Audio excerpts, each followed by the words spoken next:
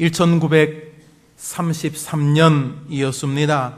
강원도 홍천의 어느 시골 교회에 총칼을 든 일제 군경이 들이닥쳤습니다.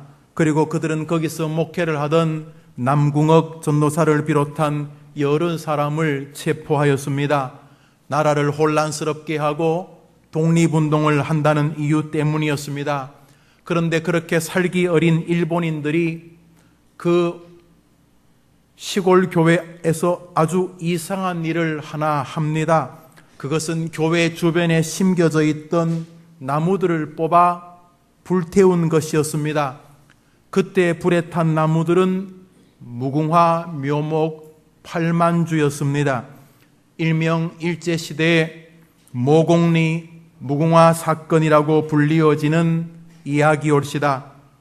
내용은 이렇습니다. 선교사님이 세우신 서울의 배화여학교에서 영어를 가르치던 남궁옥 선생이 뜻한 바에 있어서 자신의 조상과 자신의 고향인 강원도 홍천 모곡이라고 하는 동네에 내려와 교회를 세우고 목회를 시작합니다. 모곡교회였습니다. 남궁옥 선생은 이상제, 서재필과 함께 독립협회를 만든 분이셨고 목회자이셨고 한글 교육을 강조하며 황성신문을 창간한 교육자이셨습니다. 그는 자신의 시골 고향 교회에서 목회를 시작하면서 교회 안에 조그만 학교를 같이 열었습니다. 4년제로 만든 이 학교에 이 남궁옥 전도사는 주일에는 예배를 드리고 주중에는 학생들을 모아 영어와 성경과 조선의 역사를 가르쳤습니다. 남궁옥 선생이 그러면서 또 한 가지 한 일이 있는데 그것은 바로 무궁화를 심어서 무궁화 묘목을 사람들에게 나누어 주어 집집마다 심게 한 일이었습니다. 그런데 이런 일들이 서울서 내려온 남궁옥을 바라보는 일제 순경 경찰들에게 군경들에게 눈에 가시처럼 밟혔습니다. 그리고 결국 이상한 죄목을 갖다 붙여서 교회에 들이닥쳐 직원, 성도, 친척들을 다 구속하고 무궁화 묘목을 다 뽑아 불살랐고 학교는 폐교시키면서 옆에 공립학교와 강제 편입을 시켜버렸습니다. 그 당시 일제는 집집마다 일장기 보급 운동과 벚꽃 심기 운동을 벌이고 있었는데 어느 교회 전도사 하나가 생뚱맞게 무궁화 심기를 하고 있었던 것입니다. 왜 남궁옥 선생은 아이들을 모아 조선의 역사를 가르치고 왜 사람들에게 무궁화를 나누어 준 것입니까? 왜 그런 것입니까? 남궁옥은 자신의 나라를 사랑했었던 것입니다. 방금 전 우리가 불렀던 삼천리 반도 금수강산 하나님 주신 동산, 이 찬송을 지은 이가 바로 남궁옥 이분이십니다. 목사요, 독립투사요, 교육가였던 남궁옥은 왜 학생들에게 조선의 역사를 가르치고 왜 사람들에게 무궁화를 나누어 준 것입니까? 그 성도의 마음 안에 조선이라고 하는 나라가 살아서 꿈틀거리고 있었기 때문입니다. 기독교인들에게 애국이라는 것은 무엇입니까? 어제는 현충일이었고 6월은 장로님 기도하신 그대로 호국보훈의 달입니다. 많은 사람들이 말하듯이 예수쟁이들이 교회나 열심히 다니고 예수나 열심히 믿으면 되지 애국은 무슨 애국, 무궁화는 무슨 무궁화야, 그렇게 혹시 생각하는 분들이 계십니까? 로마서 8장에 보면 아주 신이 나 있는 한 사람이 있습니다. 신이 나면 목소리가 한 톤 올라가잖아요. 시험을 쳤는데 60점 이하를 맞으면 시험 쳤다는 이야기도 안 할 뿐더러 엄마가 아이 눈치를 보면서 시험 쳤니? 그러면 이렇게 얘도 아니고 내도 아니고 이러는데 평소에 60점대를 돌던 아이가 어떻게 기적이 일어나가지고 대부분이 아는 게 나왔고 모르는 게 세 문제인데도 찍었는데 다 맞은 것입니다. 100점을 맞았을 때는 벌써 아이가 이렇게 집 문 비밀 키를 누르는 속도부터 다릅니다. 그리고 현관문을 제치면서 엄마 이렇게 안 부릅니다. 엄마! 한 톤이 올라갑니다. 흔들면서 옵니다. 그런 것처럼 로마서 8장에 젊은이들 표현을 빌리면 약간 업이 되어 있는 신이 나 있는 인물 한 명이 등장을 합니다. 우리 성경 한 절 읽읍시다. 우리도 좀 약간 흥분된 마음으로 읽어봅시다. 시작. 누가 우리를 그리스도에 끊으리요? 환난이나 곤고나 박해나 기근이나 적신이나 위험 누가 우리를 그리스도의 사랑에서 끊으리요? 누가 우리를 이긴단 말이야? 하면서 흥분되어 있습니다. 우리 다시 몇 구절 읽읍시다. 읽습니다. 시작. 사망이나 생명이나 천사 권세자 현재일이나 장래일이나 능력이나 높음이나 깊음이나 다른 어떤 피조물이라도 우리를 우리 주 그리스도 예수 안에 하나님의 사랑에서 끊을 수 없느니라. 마음대로 해봐라. 너희들 마음대로 해봐라. 결국은 내가 이긴다. 왜? 하나님이 나를 붙들고 계시기 때문이다. 이 로마서 8장의 이 마지막 구절들인데 이 사람이 막 흥분해 얼굴이 환합니다. 담대함과 승리에 도취되어 있습니다. 말 그대로 업이 되어 있습니다. 그런데 8장 뒤에 나오는 9장은 전혀 다른 분위기입니다. 사도 바울입니다. 같은 사람입니다. 이 사람이 막 흥분되어 있다가 뭘 한 가지 생각만 하면은 갑자기 쫙 가라앉아 버립니다. 막 흥분되어 있다가 어느 생각을 딱 가지게 되는 순간 침체한 고통으로 뚝 떨어집니다. 9장 1절 2절을 읽습니다. 읽읍시다. 시작.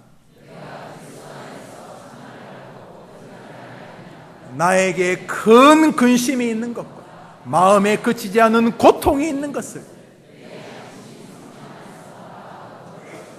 아니 바로 한 구절 앞에 39절에 누가 하나님의 사랑에서 나를 끊을 수 있으리라 이렇게 담대하게 말하는 분이 곧바로 한 절 뒤에 1장 2절에는 1절 2절에는 나에게는 큰 근심이 있고 그치지 않는 고통이 있다는 것입니다. 도대체 이 어른이 뭐가 그래 큰 근심고 뭐가 그래 큰 그치지 않는 고통인가 하는 것입니다. 이제 3절은 성경을 읽습니다. 여러분 성경을 다 펴시죠. 자, 3절. 화면에 이 구절을 보이는 이유는 시간을 줄이고 또 조금 배려하기 위하죠, 서로에게. 그러나 여러분 성경 가지고 오셔야 합니다.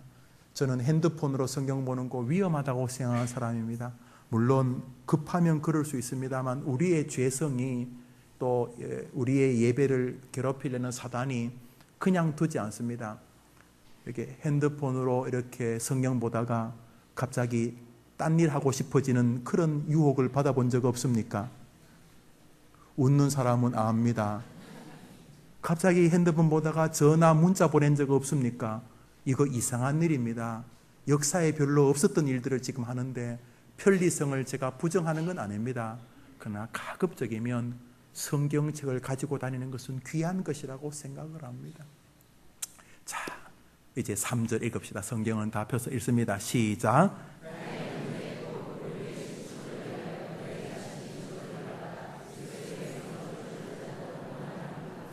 바울의 큰 고통은 다름 아니라 자기 형제, 자기 골육 친척, 다시 말해 자기 민족, 자기 나라 이스라엘 때문이었습니다. 이 사람은 막 믿음 생활할 때는 신납니다. 누가 나를 이기게 법대로 해봐라. 너가 뭐 죽인다, 협박한다, 헛소리 하지 마라. 누구도 나를 하나님의 사랑에서 끊을 수 없느니라. 이러던 사람이 자기 민족만 생각하면 가슴앓이가 시작되는 것입니다. 자기 동족만 생각하면, 자기 나라만 생각하면 깊은 끝모를 아픔으로 떨어지게 되는 것입니다. 사람마다 인생을 살면서 고통이 있습니다. 오래 병살이 하시는 분 고통스럽습니다. 2부 예배도 가족이 큰 병으로 투병하는 가족이 오셔서 기도를 부탁, 같이 기도했습니다. 그래요. 큰 병은 참 고통스러운 것입니다. 병은 아픈 것이죠. 자녀 때문에 아픔을 겪어보시지요? 예. 자녀라고 하는 것이 기쁨의 대상이 되지만 동시에 끝모를 아픔과 고통의 대상이 되기도 합니다. 집이 없어서 가난해서 고통당합니다. 결혼해서 고통스럽고 이혼해서 고통스럽습니다. 인생을 살면서 각양각색의 고통이 있습니다. 우리가 다 비슷합니다. 그런데 이 어른의 고통은 그런 고통이 아니었습니다. 이분은 뭐 높음이나 낮음이나 배부름이나 배고픔이나 그 어떤 것도 나를 이길 수 없다. 이분은 뭐 세상의 고통거리가 별 고통이에요.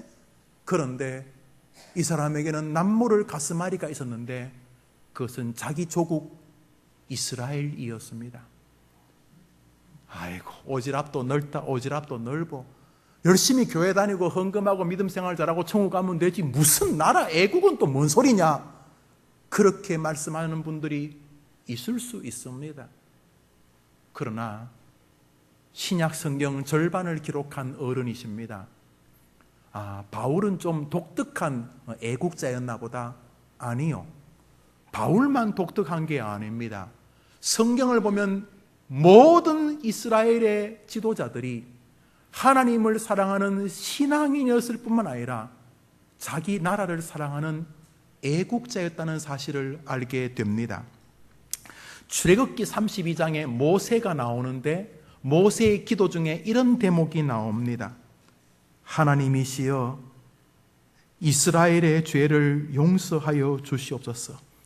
얼마나 이 기도가 간절하고 사무쳤던지 기도 끝에 이렇게 흘러갑니다. 하나님, 이스라엘을 용서해 주지 아니하신다면 저를 생명책에서 빼십시오. 이 말은 꼭 하나님에게 딜을 하는 것 같습니다. 이 말은 하나님, 나를 저주하시고 이스라엘을 구해 주십시오, 이런 뜻입니다. 아하, 모세하고 바울만 애국자인가 보다. 예레미야를 읽어보시죠. 예레미야서. 예레미야의 별명이 눈물의 선지자입니다. 왜 운 것입니까? 그 사람 어디 계속 걸으면 허리가 아파서, 관절이 아파서, 어느 가서 신방 갔더니 우리 연세 드신 권사님이 무릎이 아프다고 말씀하시면서 우시더라고요. 그리고 아파요. 예레미야가 그래서 울었어요? 예레미야를 눈물의 선지자라고 왜 불러요? 이 양반이 왜 그래 울어요? 예레미야가 우는 이유는 나라 때문이었습니다. 이 양반은 나라만 생각하면 눈물이 쭉 흘렀던 인물입니다. 그러면 바울하고 모세하고 예레미야만 그래요? 느헤미야라고 아십니까? 히스기야라고 들어보셨습니까? 혹시 죽으면 죽으리다 하던 에스더에 대해서 아십니까? 에스더는 아주 깔끔하게 생긴 여자아이였나 봅니다. 부모님 일찍 돌아가셔서 삼촌 모르드게 장로님 밑에서 자랐어요. 어떻게 잘 자라고 또 예쁘게 생기고 사람이 괜찮아서 왕비가 되었어요. 적국의 포로의 백성이었지만 왕비가 되었어요. 그런데 압불사 나쁜 녀석 하나가 정권을 잡고 있으면서 총리하면서 이스라엘을 죽이려고 할 때에 이 삼촌 모르드게가 에스더에게 뭐라 합니까? 들어라 진려 조카야, 잘 들어라. 너가 지금 그 높은 자리에 있는 것은 네 민족을 구원하라는 뜻이다. 만일 네가 네 목숨 건지겠다고 그렇게 안 하면 하나님은 다른 방법으로 우리나라를 건지겠지만 너한테 핏값을 물을 거다. 그럴 때 에스더가 그때는 임금이 나오라고 하기 전에 나가면 죽어요. 왜냐하면 하도 독살하고 임금을 죽이니까 이렇게 썼는데 이 에스더가 목숨을 내걸고 자기 민족을 구원합니다. 에스더만 애국자였습니까? 모르드게, 자기 민족을 사랑하던 장로 모르드게 애국자였습니다. 성경 전반을 보시면 독실한 신앙인은 다 독실한 자기 나라를 사랑하는 애국자였습니다. 여러분, 기독교 역사를 지켜보시면 놀랍게도 불신 국가에 기독교가 들어가면 기독교를 받아들이는 사람들의 공통점이 생깁니다. 그것은 모두가 다 자기 나라를 사랑하는 사람이 된다는 것입니다. 어느 나라도 예외가 없습니다. 이단이나 이 쓰레기 같은 이 사이비들이 아니라 정상적인 기독교가 들어가면 어느 민족이나 똑같은 현상이 나타납니다. 그 기독교를 받아들인 사람들이 모두가 자기 나라를 소중히 여기게 됩니다. 우리나라도 마찬가지였습니다. 안중근, 윤봉길, 윤동주, 유관순, 이승만, 김구, 안창호, 조만식, 민족이 존귀히 여기는 애국자들이며 동시에 그들은 기독교인들이었습니다. 모든 정상적인 나라는 기독교가 들어가면 국민들을 애국자로 만드는 종교입니다. 그런 면에서 우리 시대의 나라를 이상하게 조롱하는, 야유하는 이것은 특별히 기독교인 중에서도 그런 모습이 발견되는 것은 굉장히 비정상적입니다. 평양 대부흥운동, 한국교회 부흥의 모태가 되었습니다.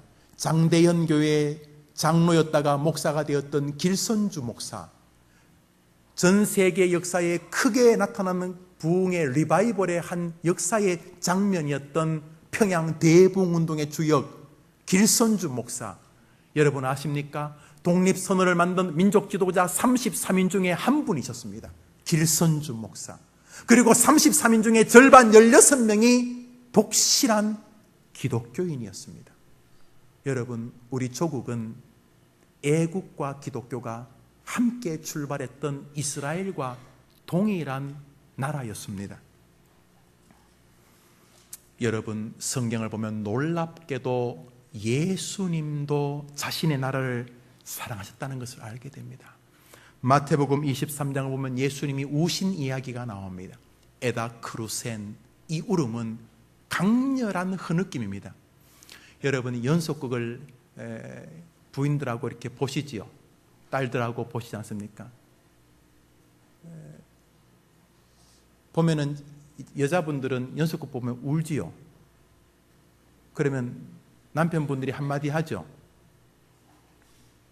남편이 허리 아프다 그래도 눈 깜짝도 안 하는 것들이 연속극 보고 울기는, 이러다가 갑자기 자기도 연속극 보면서 눈물이 쫙 납니다. 그러면 수습이 안 됩니다. 조금 전에 부인이나 딸 운다고 잔소리했는데 자기도 연습극 보다가 약간 이렇게 탁 이렇게 찡해서 눈물이 나는데 또 닦으면 또 아빠도 울었네 그러고 또 그런 소리 들을까 봐 안 운 척을 합니다. 이렇게 옆 사람이 거의 모르는 눈물이 있지만은 마태복음에 나오는 예수님의 눈물은 이 눈물이 아닙니다. 에다 크루센, 어깨가 들썩거리며 통곡하시는 것입니다. 주님이 자신의 친구 나사로가 죽었을 때는 조용히 눈물을 흘리셨습니다. 옆 사람이 거의 느끼지 못하는 눈물이었습니다. 그러나 예수님이 통곡하는 울음은 놀랍게도 예루살렘 때문이었습니다. 예수님이 통곡하시면서 우시며 이렇게 말씀하셨습니다. 예루살렘아, 예루살렘아, 예루살렘아, 예루살렘아. 예수님은 메시아 있었습니다. 그렇지만 동시에 한 인간 있었습니다. 예수님은 한 인간으로서 자신이 속한 나라를 긍휼히 여기고 사랑하셨던 것입니다. 구약이든 신약이든 기독교 역사를 뒤적거려도 똑같습니다. 기독교인은 자신의 나라를 비아냥거리지 않습니다. 왜요? 이 나라는 내가 선택한 나라가 아니기 때문입니다. 이제 손을 들겠습니다. 나는 계획을 가지고 대한민국에 태어난 사람 손 들어보세요. 나는 뱃속에서부터 많이 생각하고 그래도 미국보다는 한국이, 그래도 조선민주주의 공화국보다는 그래도 대한민국이, 저 와르바시 이런 거 말하는 나라보다는 이 나라가, 내가 그래서 대한민국을 선택해서 태어나신 분 없지요. 주권적입니다. 하나님이 뜻이 계셔서 우리를 이 아름다운 나라에 태어나 계신 줄 믿습니다. 우리는 이 땅에 하나님의 엠베서더 대사로 왔습니다. 그런데 그 나라 대사가 조롱을 하면 말이 됩니다. 우리나라요? 쓸데없는 나라. 우리나라는 쓸데없는 나라. 이런 게 무슨 대사입니까?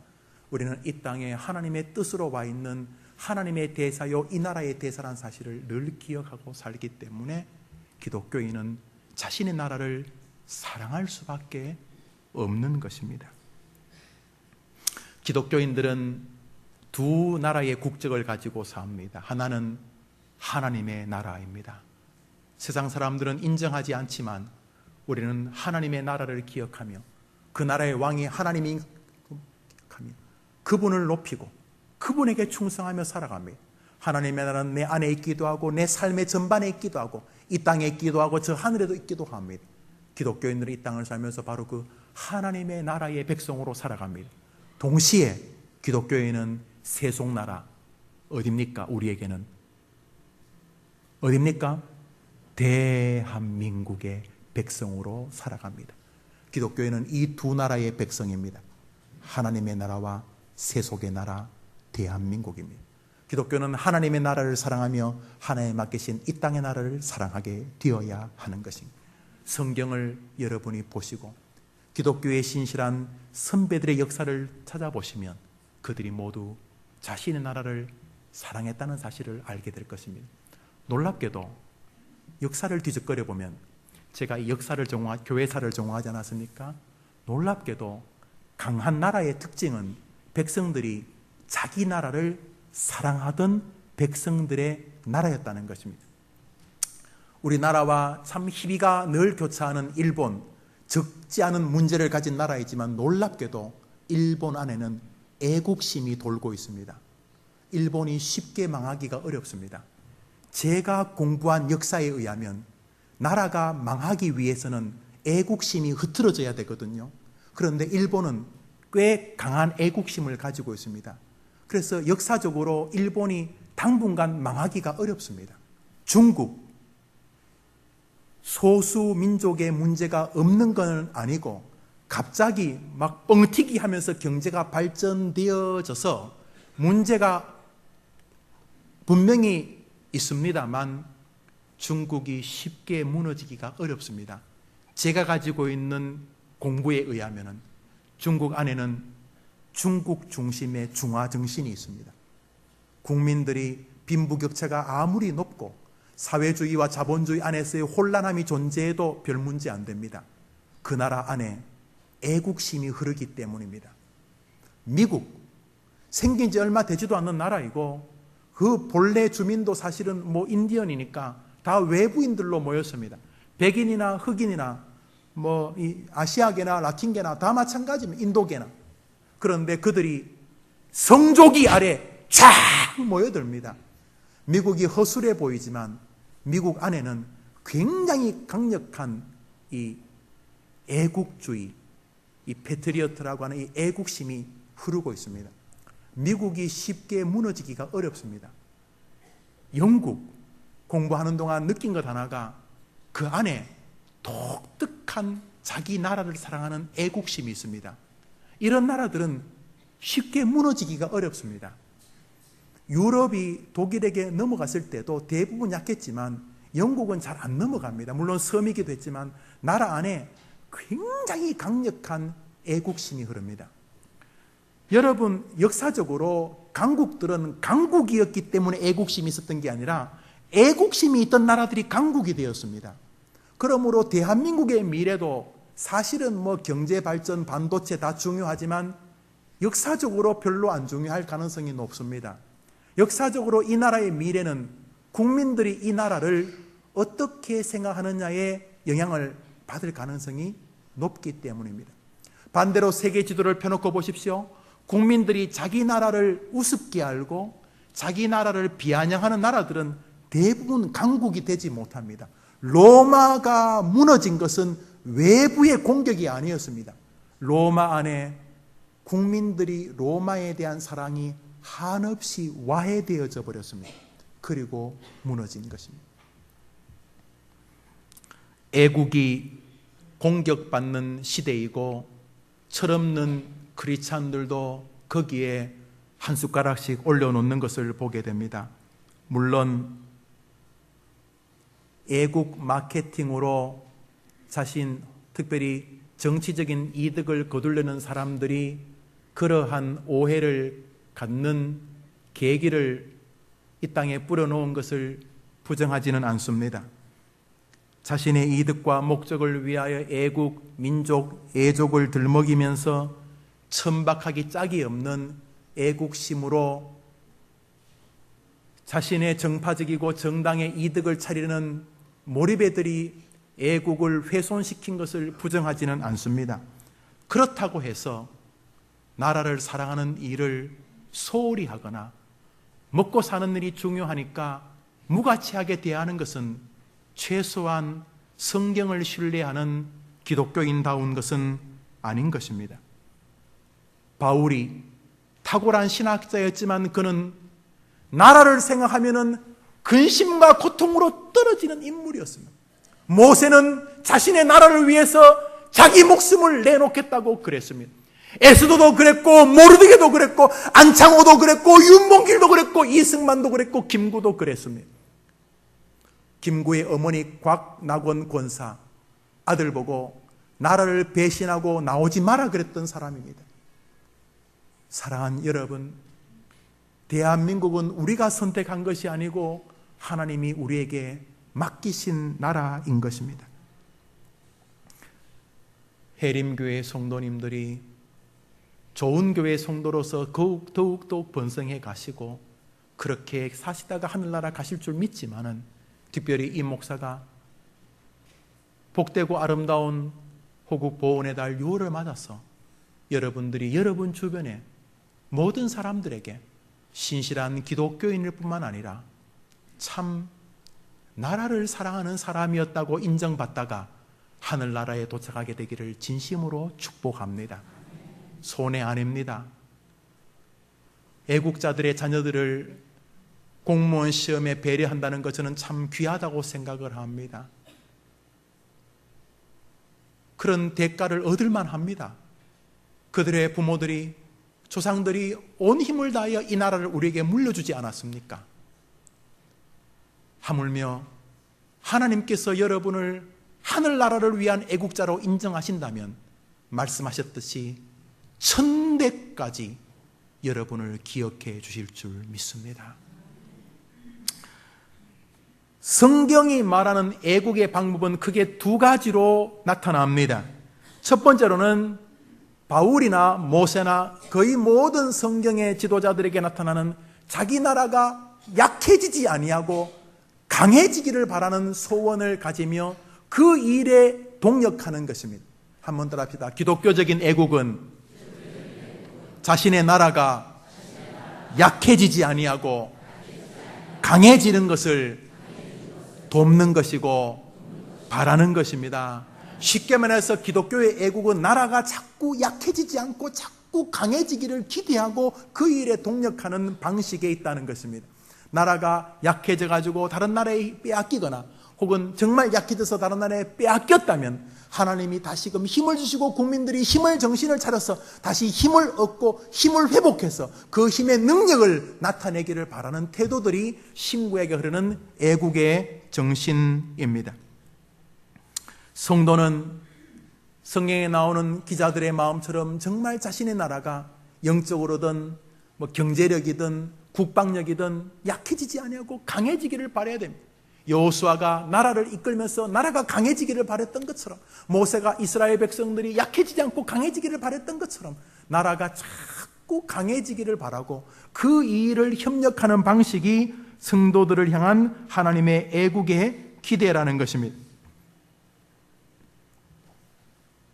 학생은 자신의 학업을 최선을 다하면서 우리나라에 혹은 자신이 있는 자리에서 약해지지 아니하고 강한 지혜를 가진 사람이 되려고 노력하는 마음을 갖고 공부에 임하는 태도가 사실은 애국입니다. 뭐 정치하면서 높은 자리 안에서도 그냥 학교에서 공부를 통해서 좀 더 강한 사람이 되고, 그래서 공부해서 좀 더 강한 국가, 지혜로운 나라가 되는데 한 일조를 하겠다는 마음 가지면 그게 애국이라는 것입니다. 물건을 만드는 사람들은 우리가 만드는 물건, 메이드 인 코리아가 세계 최고의 물건이 되도록, 그래서 내 물건이 나라의 이름을 강하게 만들고 우리가 만든 이 경제력이 강해지기를 바라는 마음으로 열심히 차를 만들고 반도체를 만들고 열심히 음식을 만드는 이런 모든 일들이 사실은 대단한 일을 안 해도 하나님 보실 때 애국, 애족이 된다는 것입니다. 국민 각자가 자신이 처해 있는 그 자리에서 할 수만 있는 대로 눈속임으로 분명히 튼튼한 물건을 만들 수 있는데 허접하고 허술한 물건을 만드는 것은 나라를 약하게 만드는 것입니다. 내가 있는 자리에서 건물을 하나 짓더라도 튼튼하고 보람있고 가치있게 지으려고 하는 태도들이 사실은 애국이라는 것입니다. 한번 더 합시다. 나라가 나로 인하여 약해지지 아니하고 나로 인하여 조금이라도 강해지기를 바라는 것, 그게 애국인 줄 믿으시기를 바랍니다. 무슨 일을 하더라도 이 일이 나라를 약하게 만들 것인가, 나라를 강하게 만들 것인가, 내가 신문에 이런 글을 쓰는 것이 나라를 약하게 만들 것인가, 강하게 만들 것인가, 내가 이런 일을 하는 것이 나라를 약하게, 나라를 강하게 만들 것인가. 아이고 오지랖도 넓어요, 무슨 자네가 애국자라고. 아니요, 하나님이 우리를 두 나라의 시민으로 보내시고 지켜보시기 때문에 우리는 범사에 이 일이 나라를 약하게 만들 것인가, 이 일이 나라를 강하게 만들 것인가를 주목하면서 살 때 여러분에게도 복이 되고 민족에게도 복이 되고 여러분 후손에게도 복이 된다는 것입니다. 사랑하는 여러분, 국방력이든 경제력이든 문화든 과학이든 스포츠든 자기가 있는 자리에서 우리 유현진 같이 야구하는 사람, 내가 이렇게 운동하는 것이 우리나라를 약하게 할 것인가 강하게 할 것인가, 해외에 나가서 뭘 하더라도 자기 나라를 강하게 하는 쪽, 나라를 이름을 높이고 강하게 하는 것, 끊임없이 자신의 나라를 강하게 하려는 마음으로 스포츠에 임하고 자기 나라를 강하게 하겠다는 마음으로 어떤 일에 도전하고 자신의 나라를 강하게 하겠다는 마음으로 글을 쓰고 문학을 하고 음악을 하고 자기 나라를 강하게 하겠다, 내가 하는 이 일을 통해서 우리나라가 약해지지 않게 하겠다는 이런 마음이 국민 하나하나 가질 때 그것이 하나님이 기대하는 것이고 본질적으로 나라를 부강하게 만드는 길이라는 것입니다. 목사가 지어내는 말이 아니라 성경에 나오는 모든 성도들은 모양과 유형만 다를 뿐이지 자신의 나라가 약함에서 빨리 힘을 얻어 강해지기를 바라는 공통점을 가지고 있었습니다. 목사님, 저는 아무리 생각해도 나라에 기여할 게 없는데요, 혹시 담배를 아직 안 끊고 계십니까? 담배 끊으시면 나라를 강하게 합니다. 담배를 끊는데 그게 무슨 나라가 강해집니까? 내가 담배 끊으면 내가 폐병 걸릴 확률도 8분의 1인가 준다니까 줄고, 우리 가족이나 내 주변 사람도 나 때문에 간접 흡연을 안 하게 될 테니까 최소한 나 때문에 내 주변의 사람들이 약해지지 않고 강해지고 우리나라 국가가 약한 병자들보다는 강한 사람들이 더 많아질 가능성, 내가 담배를 끊으면 더 높아지니까 내가 나라를 위해 담배를 끊었다,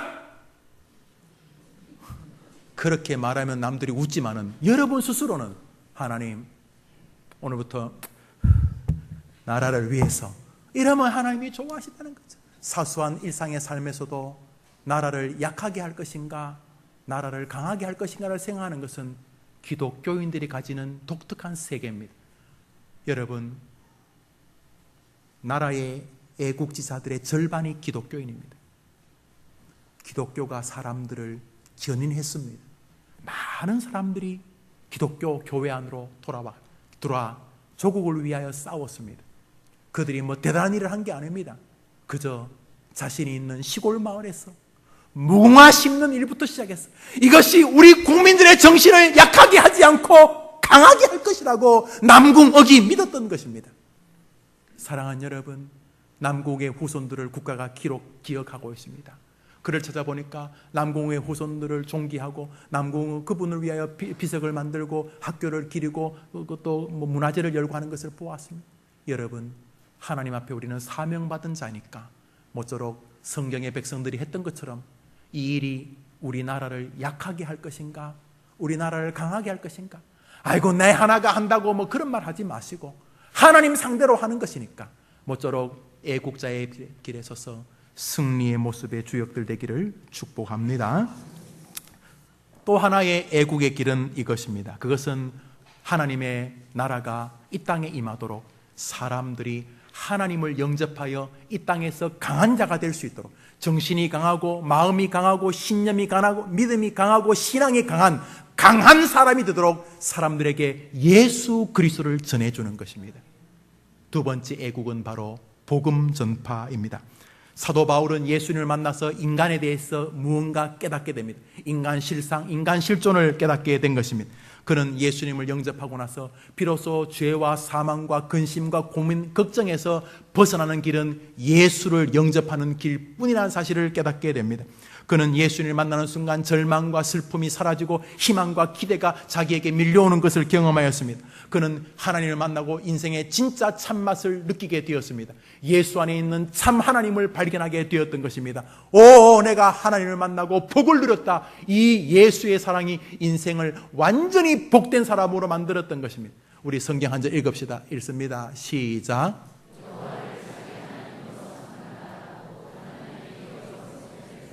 한 사람 한 사람의 마음에 예수 그리스도로 하나님을 영접하고, 그래서 저 말씀 그대로 여호와 하나님을 자기 하나님으로 삼은 나라는 복이 있도다.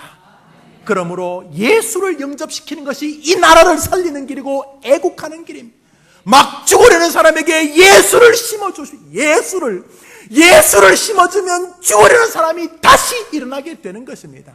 예수 믿고 인생을 뒤바꾼 사람이 얼마나 많습니까? 불신자들은 믿지 않지만 성경은 분명히 말합니다. 성경에 나온 모든 애국자들의 공통점은 단순히 자기 나라가 강해지는 것만이 아닙니다. 자기 나라가 강해질 뿐만 아니라 사람들이 하나님을 만나게 되는 것입니다. 사도 바울의 이 깊은 고뇌도 바로 여기 있었습니다. 사도 바울이 왜 자신의 나라를 안타깝게 생각하냐면, 바울이 이 예수님 영접하고 자신에게 슬픔과 고난과 번민과 걱정이 싹 사라지면서 소망과 믿음과 희망과 기대가 막 올라오는 것을 경험하면서, 야, 예수 안에 힘이 있네, 예수 안에 기대가 있네. 기쁜 일은 예수 때문에 더 기뻐지고, 옛날에는 슬픈 일이 빠지면 막 한없이 침체하고 뭐 중리산이 그랬는데 예수님 영접하니까 기쁜 일은 더 기뻐질 뿐만 아니라 슬픈 일 속에서는 이번에는 하나님이 어떤 식으로 전화위복을 주실까 스릴까지 느끼면서 고난 속에서 이기는 것을 경험하면서 예수가 짱이다 하면서 예수 안에 행복하게 된 것입니다. 그리고 이 행복을 사람들에게 막 증가하는데요, 사람들이 전부 다 바울의 말을 듣고 많이 돌아오는 겁니다. 뭐 한마디만 했는데 뭐 10명씩 20명씩 막 돌아옵니다. 그런데 가만히 보니까 앞불사 돌아오는 대부분은 이방인들입니다. 정작 자기 민족 사람들은 바울이 예수님 이야기하면 돌 던지고, 그래서 한 번은 바울이 돌에 아주 세게 맞아가 이게 뭐 머리에서 나오면, 뭐 돌에 많이 맞으면 머리에서 뭐가 나옵니까? 피 말고 내수 같은 게 터져가지고요, 사람이 죽은 줄 알았어요. 그래서 바울을 쓰레기 하치상에 던져 놨습니다. 그런데 하나님이 다시 살려주셨어요. 이렇게 바울이 유대인들에게, 자기 민족에게 그렇게 고난을 받았습니다. 바울이 복음을 전하면 이방 사람들은 예수님을 바울 때문에 너무너무 잘 영접하는데 정작 자기 동족은 믿지를 않는 것입니다. 그래서 바울이 말합니다. 9장 1절 2절 3절에 뭐라고요? 오호라, 내 안에 그치지 않는 큰 고통이 있다. 내 혈육, 고육, 내 친척, 내 민족이 예수님을 영접하지 않는 고통이다. 이렇게 말하는 것입니다. 어떤 분이 이 설교를, 그런 비유를 드신 것을 보았습니다. 어떤 부잣집에 시골서 갓난 애를 데리고 온, 요즘은 이제 가정도우미라 그러는데 과거는 식모라 그랬죠. 오갈 데 없는 식모, 저 허드렛방 하나 줬는데 이 식모가 애를 키우면서 주인집에 밥도 하고 빨래도 열심히 했어요. 주인집에도 자식이 있고, 그래도 이 주인이 가끔 보면 애가 어느덧 초등학생이 되었어요. 중학교 갔는데 월사금이 없다 그래가지고 내가 매번 주지는 못하고 하여튼 뭐 등록은 해봐 하고 몇 푼 주면 그거를 가지고 밥도 안 먹고 뭐 밥도 하루에 한 끼만 먹고 그것으로 등록금 내고 또 학비를 벌어가지고 뭐 애가 중학교 1학년밖에 안 됐는 게 신문 돌려가면서 또 이렇게 해가지고 또 애틋해가지고 그 다음 학기도 뭐 등록금 다는 못 주고 한 절반 이렇게 혹시 있으면 주고 주인이 뭐 그렇게 키운 건 아니고 그냥 약간 배려를 했는데 이 녀석이 너무너무 고마우며 공부를 해가지고 열심히 공부해가지고 목사님 또 연속곡 이야기하려고 그러죠. 여튼간에 이 아이가 열심히 공부해가지고 공부를 열심히 해서 일명 성공적이고 사람들에게 존경받는 아주 훌륭한 인물이 되었단 말이죠. 내가 등록금 몇 번 안 대줬는데 참 이 녀석이 잘 됐구나 이렇게 고마웠는데 정작 문제는 누구예요? 식모하시는 분의 아이는 그래 등록금 제대로 안 줘도 잘 하는데 아침마다 대치동에서 선생님 불러 공부시키고 해달라는 것 다 해주고 했는 정작 내 아들은 지금 어디가 있어요? 싸우다 감옥 가 있어요. 아니 이놈의 자식은 그렇게 공부하라고 도와줘도 공부는 그냥 죄란 죄 나쁜 짓 감옥 들락달락거리고 아주 망나니가 되는데 이 집 애는 별로 도와도 안 줬는데 이렇게 잘 된단 말이죠. 그때 이 부모의 심정이 바로 이 바울의 심정이라는 거예요. 이방 사람들에게는 그냥 이렇게 예수 믿으라면 막 눈물 흘리며 주께로 돌아와서 함께 기쁨에 동참하는데 정작 내 민족은 예수님 이야기하면 돌 던지고 저주하고 부정하고 주님을 배격하고 그래서 바울이 너무너무 아파한 것입니다. 그런데 놀랍게도 하나님은 그렇게 자기 동족에게 자기 나라에게 복음을 증거하렸던 바울을 귀하게 여겨주셨습니다. 그리고는 하늘의 상이 큰 인물이 되게 하셨습니다. 디모데후서가 뭐랍니까? 바울이 고백합니다. 나는 나의 달려갈 길을 다 달리고 이제 내 인생의 책임을 다 끝내고 이제 후로는 나를 위하여 하늘의 면류관이 예비되어 있는 것이 보인다 그랬습니다. 여러분, 이게 하늘나라의 애국자를 향한 하나님의 시상인 것입니다. 말씀을 맺습니다. 기독교인은 애국자여야 됩니다. 첫째로 자신의 나라가 강해지기를 소망해야 됩니다. 나라의 질서를 훼손하고 나라의 단결과 나라의 비전과 나라가 선포한 아젠다를 흔들지 않고 이 민족이 힘있는 나라가 되어지도록 동력하는 일에 동참해야 합니다. 동시에 기독교인은 하나님의 나라의 번성을 위하여서 사람들에게 예수 그리스도를 심어 주어야 합니다. 여러분, 이게 제일 빠릅니다. 예수가 들어가야지 인생이 변하게 되는 것입니다. 요셉 총무 제도를 진행하고 새성년을 기대하면서 제일 즐거운 것은 아이들을 제가 만날 기대입니다. 요셉 총무가 무엇입니까? 요셉은 정작 부모의 도움을 별로 못 받았습니다. 그렇죠? 부모는 요셉이 죽은 줄 알았습니다. 형제의 도움도 못 받았습니다. 요셉은 어릴 적 팔려가지고 종살이 감옥살이 했습니다. 가정교육 받을 시간도 없었습니다. 그런데 탁월한 인물이 되었습니다. 훗날 요셉이 총리가 되었다는 사실을 깨닫고 요셉을 팔아 죽은 줄 알았던 형들은 버들버들 떨 때 요셉이 자기 인지를 이야기합니다. 자기 이해. 형들 염려하지 마세요. 나를 팔았다고 걱정하지 마세요. 형님들이 나를 판 것이 아니라 하나님이 우리 민족을 사랑하여 나를 조금 빨리 애굽에 보내신 것입니다. 요셉은 애굽에 있는 동안 하나님 앞에서 자기 자신을 정리했던 것입니다. 아이들 공부하라고 해서 공부되는 게 아닙니다. 요셉 총무 제도를 통해서 우리 아이들이 하나님이 나에게 뜻이 계시는구나. 내가 비록 공부보다는 운동을 좋아하는데 분명히 하나님이 내게 뜻이 계시겠구나. 요셉 총무 제도를 통해서 우리 아이들이 자신의 하나님이 자신에게 기대가 있다는 사실을 깨닫게 될 때 그때부터 그 아이들이 이 민족의 지도자가 될 줄 저는 분명히 믿습니다. 사랑하는 여러분, 기독교는 어떤 식으로든 애국적일 수밖에 없는 것입니다. 이번 한중은 비실비실 사지 마시고 이 나라에 조금이라도 기여하겠다는 마음 남들에게 말할 필요 없어요. 그저 여러분 스스로가 내가 이 나라에 조금이라도 기여하겠다는 심정과 더불어서 하나님의 나라에 기여하겠다는 심정으로 사람들에게 예수 그리스도를 증거해서 절망과 좌절과 힘겨운 어린아이들에게 복음을 증거해주고 그 아이 심령에 하나님이 들어가면 요셉 총무처럼 되는 것입니다. 아, 하나님이 뜻이 계신다. 하나님이 나를 이 땅에 보내신 것은 분명히 뜻이 계신다. 예수만 들어가면 그 아이가 변하게 되는 줄 믿습니다. 예수가 안 들어갔는데 아무리 가르친다고 될 턱이 없어요. 공부 때문에 더 좌절해요. 예수가 들어가면 애도 변하고 어른도 변하고 노인도 변하는 줄 믿습니다.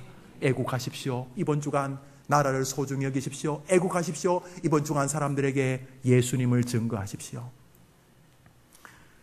일제시대 평안남도의 가장 뛰어난 애국자로 기억되는 분은 주기철 목사님이 있었습니다. 평안남도에는 이기선이, 경상남도에는 한상동 목사님이 계셨습니다. 전라남도에는 여러분이 잘 아시는 애양원에 손양원이 계셨습니다. 탁월한 애국자이시며 탁월한 기독교인이셨습니다.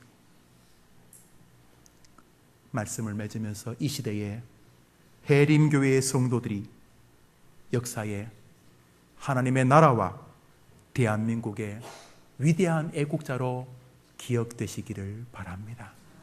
절대로 후회하지 않는 한 인생을 사시게 되실 것입니다.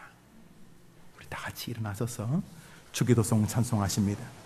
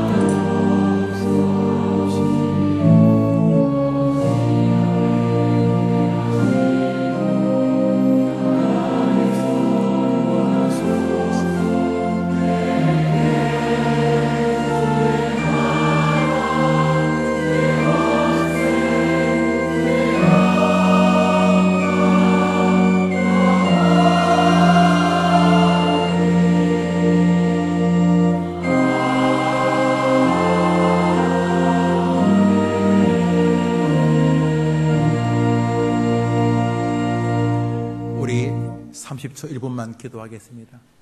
나라를 잃으면 얼마나 비참해지는지, 특별히 나라를 잃으면 기독교인이 얼마나 비참해지는지 우리는 일제시대와 6.25를 통해서 뼈저리게 경험한 민족입니다.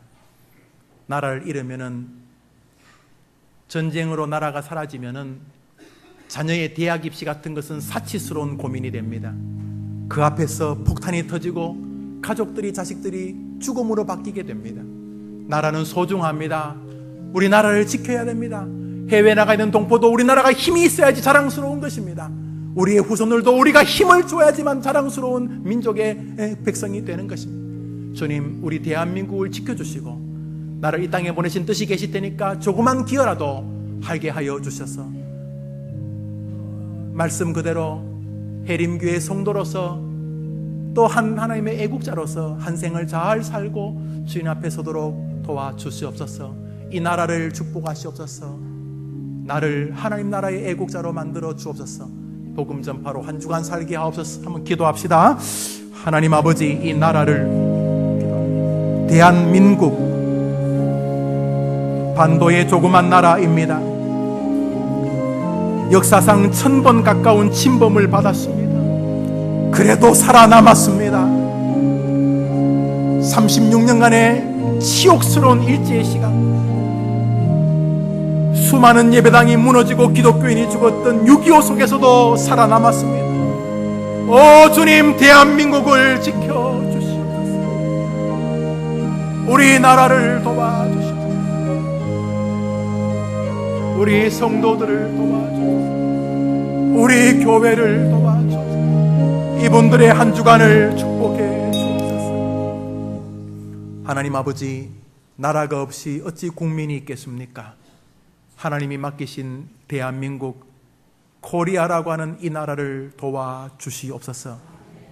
사도 바울이 그랬던 것처럼, 모세가, 에스더가, 모르드게가 그랬던 것처럼 우리에게 나라를 향한 따뜻하고도 사랑의 마음을 주시옵시고, 사람들에게 애국자라는 소리를 듣기 위해서가 아니라 하나님 때문에, 하나님이 맡기신 사명지 있기 때문에 나라를 사랑하게 하여 주옵시고, 하나님이 기뻐하시는 하나님 나라의 번성을 위하여 예수 그리스도 안에 있는 그 풍요로운 세계를 벙어리처럼 입 다물지 아니하고, 사람들에게 예수 믿으면 너무 좋다, 예수 믿으면 정말 너무 좋다 말하고 다니는 하늘나라 애국자들이 되어져서 하늘과 땅에 기업 있는 축복의 주역들 되게 하여 주옵소서.